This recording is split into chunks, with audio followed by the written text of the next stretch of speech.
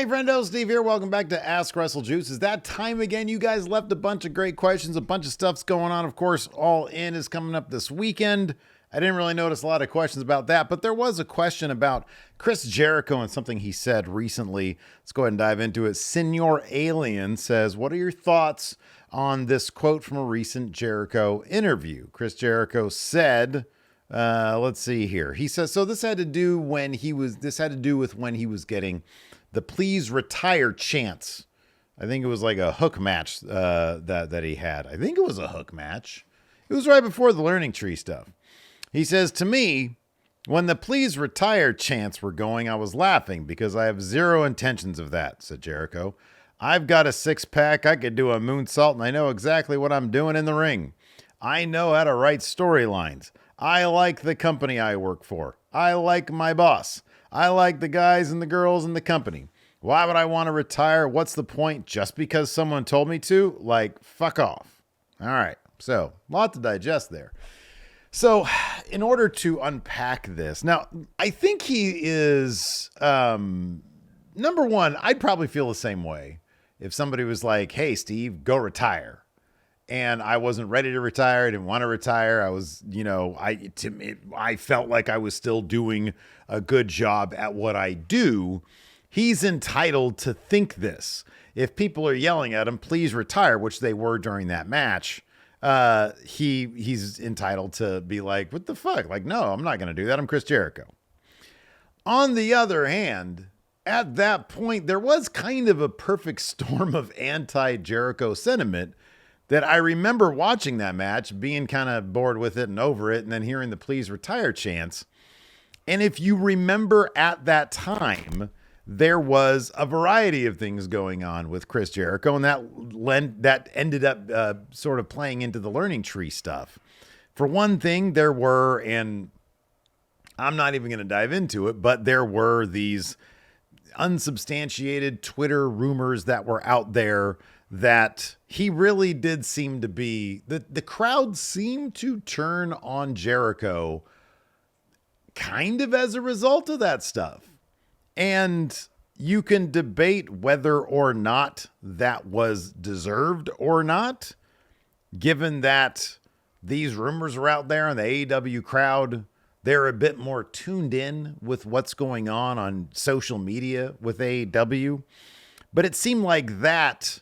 And my thing about that is, like, I have no idea, like, what the meat of the story was. I read the same stuff you guys probably read, but there didn't seem to be much to it beyond some speculation and stuff like that. So I'm like, I have no idea even where to start with something like that. I don't know what's going on there. And so there was that. Plus, there was the stuff that you can rightfully as a fan criticize about Chris Jericho.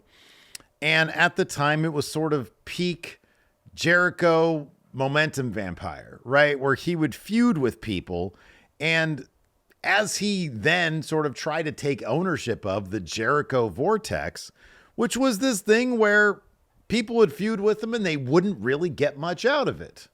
You know, sometimes they would even beat Chris Jericho. He would beat them. They would beat him. And then, like, there would be no advancement up the ladder. There would be the biggest example is, of course, the Ricky Starks feud, which was just confusing in the way that it all kind of unfurled.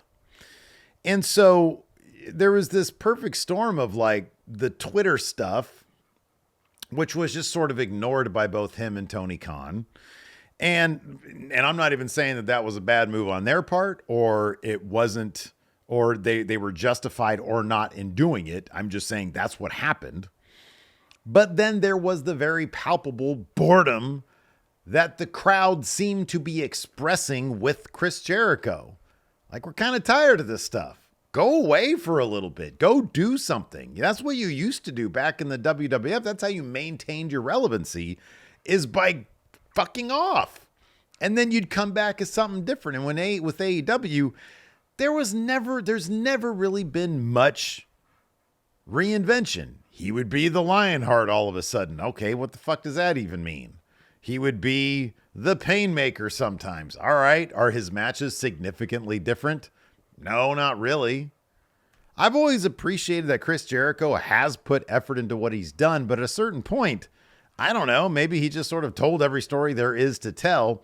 And now he's at this place where this character clearly is just, I don't know, a vehicle to express his resentment towards the fan base. And at that point, you got to ask yourself, why are you even doing this? So he's entitled to feel this way because anybody who's going out there and doing the job they're getting paid to do, and then people start chanting, quit, please retire, I'd feel the same way. Whether or not as an audience member, we want to see Chris Jericho on our TV, that's a completely different thing. I don't know if he's a draw anymore. I don't know if he's a big deal anymore. He's probably one of the best paid guys on the roster. I know Dave Meltzer a while ago had said they should really be using him in a much bigger manner, given that he is getting paid a lot more than most of the people on the roster. I don't know if Chris Jericho in 2019 is the same guy that we have here in 2024 in terms of, is his character interesting anymore? Do we care about his matches? Do we care to see him on TV? Is he interesting? Is he compelling? Is he vital? Is he stuff that matters to us right now? For me personally, by and large, no. Which is sad because I was always a huge Chris Jericho fan. But at a certain point, if you're just doing kind of the same shit over and over again, or if you're reinventing yourself simply as a way to say, hey, fans, fuck you for wanting to see me gone, it's not that interesting. It's not that entertaining, and I really don't want to see it. That's simply speaking for myself as a fan of AEW. I watch AEW mainly because I have to review it, but also because I enjoy a lot of what they do at AEW. But so that's where I'm coming from. If somebody was like, hey, Steve, go away, go retire, I'd be like, fuck you. At the same time, those fans have every reason or every right to express themselves. They paid for their ticket. So, you know, it is what it is. If they're saying that to him and that crowd en masse was saying that, I mean, there was a couple weeks when they would not have him out in front of a live crowd because of the ill will those crowds had for him. I mean, you can go back and watch those episodes or in the pay-per-views. It's there. Like, you can see that. They had to, like, brawl on the outside of the arena. It was like, okay, how are we going to not have Chris Jericho in front of the crowds? And then eventually the crowds just stopped giving a shit. And then he was back on TV and it was like, you know, in front of people. And it was like, whatever. I think around then they stopped doing the Judas thing and they went to the Learning Tree theme song. So I don't know. I don't know what's next for Chris Jericho. I don't know what he should do next or what he's going to do next. I think he's going to drop this title to Hook at Wembley. But yeah, I don't know. That's about as good as I can do on that one. The Force YouTube says, what are your overall thoughts on Pretty Deadly as character workers and in-ring performers? I personally think they're phenomenal, says The Force YT. I like Pretty Deadly in the same manner that I liked the Fashion Police, Fandango and Tyler Breezango. I like them in the same way. I like their stuff in NXT UK. I think they're good in-ring wrestlers. I think they're a good comedy act. I still maintain, and I said this on the SmackDown Hot Takes last week, I maintain that the musical number they did would have actually been a successful bit. I don't know, many of you liked it, but I think it would have been better had they been on point and they actually had put a lot of work into it. I think it would have got the crowd on their side. But overall, I like them. I don't know where they're going to end up fitting in. If they are going to do like an actual faction with Nia and Tiffany and Pretty Deadly until Tiffany decides to cash in, that's a possibility. And I'd like to see that. But I like Pretty Deadly. I think they're fine. I thought it would have been a good idea to put them with Austin Theory back when they were kind of teasing that was a possibility. But no, I like Pretty Deadly. I think they're fun. Gregory Fiala says, power rank top 3 wrestlers you'd want to see return in the Royal Rumble. I would like to see, and one of these would never happen. I would love to see Bayley be the only person in the ring, and then Becky comes out, they fight for a while. Charlotte returns, they fight for a while. And Sasha Banks makes her return to WWE. They fight for a while. So in the Rumble, we get a little mini 4 Horsewomen reunion. and then maybe they could take that to WrestleMania somehow. I think that'd be pretty awesome. Garfield fan has a loaded question here. Says, if you were Tony Khan for a day, what major changes would you make? Likewise, if you were Hunter for a day. Here's the problem, Garfield fan. If I was Tony Khan or Triple H for a day, you can't really make major changes in a day. Maybe like the one thing I would consider with AEW is a hard brand split. Bring back the Real World's Championship and you split the brands for Collision and Dynamite. Maybe you do something like that. Make Rampage Ring of Honor, maybe. I don't know. I mean, I think that might be one way you could shake things up at AEW. AEW, I think, has all the potential in the world to compete with WWE. But potential is only potential. I don't think Tony Khan as a booker is the guy to get that done. I don't think Tony Khan is a star maker. I think he's proven that he's not a star maker. And I think he's proven that he's not a big time story guy. He evidently doesn't want AEW to be a big time story place, but seemingly big time compelling stories and star making performances and star characters are what drives the business. And if he wants to compete on that level, and I think making that change, and I'm not even saying, mimic WWE, but say what you will, WWE has some pretty compelling content right now. They got some pretty compelling television right now, at least on Monday Night Raw. And so if you want people talking about your product in that same manner, being excited about it en masse, a larger audience, then I do think you got to focus more on character and story. But that's a long-term thing. If you look at WWE at the beginning of 97 and WWE at the end of 97, they're in a very, very different place. But that's 365 days. That's 52 weeks of television right there. Takes a while to do that. If I was Triple H for a day, what major change would I make? I would... Oh, this is easy. This is easy. I would have the production team completely revamp the look of NXT, the graphics, presentation, what it looks like in the venue. I would have them change all that stuff to make it look more like, I'll be honest with you, I'm just going to say it out loud, to make it more like CM Punk. Like him or not, CM Punk's branding, his graphics, we just got this merchandise over here. We're going to do a little video about it. From Roots of Fight, they have a new CM Punk collection. My God, it is awesome. So that's what I would do. Whoever designs Roots of Fight's merchandise, get them in, have them redesign NXT from the ground up. Just in presentation. You could tell the same stories in the same venue. Change the look of the venue. Change the graphics. They look hokey. I don't like them. It's not my deal. You got to punk them up a little bit. I'm not even saying metal them up. I'm saying punk them up a little bit. GameCube G4 says, wow, that's a throwback. Says, I love Randy Orton and John Cena. Most say Cena's the GOAT, but could you argue Randy Orton is due to the amount of time he's spent actually wrestling? I'm not going to say that's a difficult case to make, but I kind of feel like in terms of, so Randy Orton does have this. He does have, yes, his longevity, his presence, his consistency. He doesn't like, if you think about John Cena, I think one reason they consider him a GOAT is because of the iconic nature of his character. His merchandise, whether you like it or not, is iconic. Like, his look is everything. Randy Orton has always looked like 2005. He's always looked like a tribal tattoo. And I know he traded in the tribal tattoos for a bunch of skulls, but that's kind of the same thing, you know?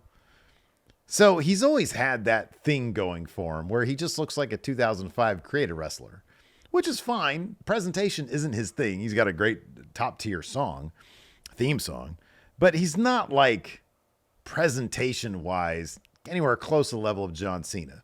John Cena is also an all-time promo guy, like an all-time promo guy. So I mean, and on top of that, Cena was a 5-star match guy. He has a 5-star match under his belt. He probably should have a couple more. The AJ Styles match at what was it? SummerSlam? Was it SummerSlam 2016? I think it was something like that. Was it an absolute classic? Amazing match. John Cena could put on amazing matches. He really could. He could also put on some big duds. He could put on some amazing matches. So I don't know. I feel like John Cena is better, more iconic at certain things that really matter than Randy Orton. But in terms of consistency, Randy Orton, if the GOAT was determined, if consistency determined what the GOAT was, then Randy Orton could definitely be up there. Tyler Warden says, which faction will go out in a bigger blaze of glory, the Bloodline or Judgment Day? I'm going to say Judgment Day. I think the Bloodline is going to be like Bullet Club. They're always going to be around.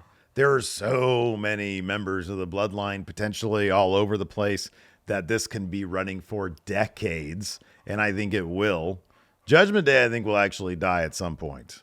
I don't think they're going to be like, I mean, hey, maybe the plan is for 2 strong all-time factions lasting for a really, really ridiculously long time, and Judgment Day will be one of them. But Bloodline is family, and there's a million people that could eventually be in Bloodline. Judgment Day is not like that. So I'm going to say Judgment Day has a bigger chance of going out in a blaze of glory. Shawn Michaels 568, the Heartbreak Kid himself, says, is there any chance that Randy breaks Ric Flair's record before he retires? I think it's possible. I think it's possible Cena does it. I think that WWE would be smart to put one of those guys in that spot. But Triple H also has an affinity for history, so he might... Triple H, if I remember correctly, there was a documentary. He was like, I didn't think anybody should ever have beaten Undertaker's streak. Ric Flair, I don't know if Triple H will want that record to be broken, but it might not be a terrible idea to have it be Randy Orton or John Cena. PJD427 says, what's your favorite world title of all time from any company? It's going to be the big gold belt back there. That thing right there. That's the most beautiful title of all time. Also, the New Japan television title. The Champ 3875 says, like many a wrestling creator, you fell out and got back into wrestling. What made you check out and what brought you back in? I'll be honest with you. There are 2 names that stand out to me that sort of, not going to say put me off, but I was like, if this is the direction they're moving in, it's not really for me. And it was MVP and Mr. Kennedy. I like MVP a lot now. I'm happy that he seems to be interested in continuing on his career after WWE. But at the time, the character, like when he first debuted in WWE, was like, what is this guy? Who is he supposed to be? He's got like a weird outfit. He's like, is he a football player? Is he a basketball player? What is the deal? And then Mr. Kennedy, I was like, it's just a guy with a microphone. Like, what is his deal? Why should I care about this guy? He's chewing gum all the time. I didn't care about them. And I was like, if this is the direction WWE is going to go, I'm kind of just checking out. So there was a couple of years I checked out. And then the stuff with the Nexus brought me back in. And then that led to the pipe bomb. And then I was like, oh my God, yeah, I'm really definitely going to tune in here. Bucket Dipper says, do you think every TNT champion should get a custom belt? Yes. And if you haven't seen Jack Perry changing his TNT title to what it is now, go check it out. It's awesome. It's amazing. It's my favorite version of that. I think that's the title that should always, for whoever has it, at whatever time, they should customize it. No other title, just that in AEW. Andrew Sharp says, what's the first or more recent time or most recent time where you felt like you were witnessing an absolute surreal moment in wrestling, like you couldn't believe it was happening or was something you were fortunate to watch? First time was when Bischoff, Heyman, and Vince McMahon all had that promo on Raw. I thought that was awesome. And it was like, oh my God, I can't believe we're seeing this. Also, ECW's One Night Stand. That felt surreal as well. Most recent would be CM Punk's return to WWE. And before that, CM Punk's return to AEW. But the WWE one, I was like, oh my God, I did not see this happening. Blue Cruz says, I'm watching some old Attitude Era WWF shows from back in 98. And I know the Attitude Era is praised to high heavens, but the amount of times the same characters made appearances on the same show is too much. Would you say I'm, in terms of pace and content, today's WWE is the best it's ever been? Oh boy, best ever is such a tough thing to determine. I would say that WWE Raw and maybe the pay-per-views, the 5-match pay-per-views, might, maybe. I'd have to go back and look at the Attitude Era. The thing is, like 2 hours of just nonstop go, go, go. It's hard to beat that. It really is, because it keeps that pace going. Now, the actual content, some of it might have been pretty questionable back then. And certainly the in-ring stuff was not nearly as interesting as it is today, or as it can be today, because the matches were like 5-minute nothings back then. But in terms of like keeping that pace going, man, oh man, Attitude Era was something else. But again, I'd have to go back and actually watch some of the shows. That might make for an interesting video. Jay Manasian says, do you think the original Bullet Club will ever reunite in WWE, as we have AJ, Finn, OC, Tama Tonga, Tonga Loa, and Cody? No, I don't. I don't think they care anymore. I'll be honest with you, I have no desire to see it. I don't think the Bullet Club really needs that. I don't think WWE needs to reference that. I don't think, even if they struck up a partnership with New Japan, now maybe, just maybe, if they struck up a partnership with New Japan and did like an invasion thing, you could see Bullet Club come in, and then maybe if the stars aligned, you can do a thing where it's new Bullet Club versus old Bullet Club. I don't know if anybody would really care about that, though, to be honest with you. I don't know. I don't know that I would. Beyond, oh, that's kind of interesting. It's just 2017 was a long time ago. Doesn't seem like it, but it was. Holy shit. It was 7 years ago. Blake Whitehouse says, why do people love when LA Knight says, yeah, but hate when Jey Uso says yeet? I don't know who hates when Jey Uso says yeet. And maybe people like the internet wrestling community, but I don't. And nobody in the arenas ever seems to hate that. They love Jey Uso. Elemental Giant says, why aren't AEW doing anything with Okada? He was a huge free agent signing, and he can't defend his title at their biggest show. Yeah, he's not going to be at All In. That's weird. I don't know. Be honest with you. I think I don't know. Young Bucks are on the thing. I mean, he's sort of been tied to the Young Bucks. I don't know. I haven't watched Dynamite tonight yet, so maybe he'll be inserted into All In. I don't know. Or after Collision, they'll put him in to All In. Yeah, I don't know. It's sort of silly. Him being so closely associated with the New Elite, now especially that like the New Elite sort of, I don't know, they're just cold.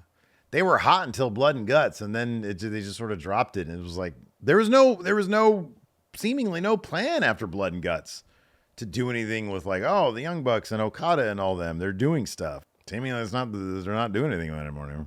W.S. Fletcher says, odds on who will be the NXT champion when NXT goes to the CW. Trick Williams or Ricky Starks? It's going to be Ethan Page. There's probably going to be a title change on that episode. My guess is it'll be Trick Williams. That's my guess. Unless they go with Joe Hendry. I know he's going to be fighting him at No Mercy, but they give him a rematch. Joe Hendry's like the main character in NXT right now.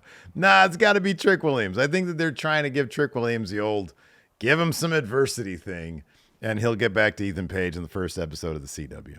Dr. Howie says, what happens next for Swerve after he drops his title to Bryan? I don't know that he's going to now. I feel like he might just drop it to Darby Allin there at Wrestle Dream. I think it's a possibility. I think Swerve's going to go super heel and beat Bryan now. Maybe I'm wrong about that. I just saw the final little bit there on Dynamite. I feel like Swerve's going to beat Bryan. Maybe I'm wrong about that. All right, well, that is going to do it for this edition of Ask WrestleJuice. Hey, I'll be live over at the Going In Raw channels, youtube.com/Steven Larson, and of course, twitch.tv/Steven Larson for All In on Sunday. I think it starts early, like at 10 a.m. Pacific time, because of course it's over in London. So if you guys want to hang out to watch that with me and Larson, love to have you over there. Wrestling's always better when you're watching it with the friendos. Hit that subscribe button, hit that thumbs up. We got some merch over at friendoshop.com. Go check that out. We'll see you guys around.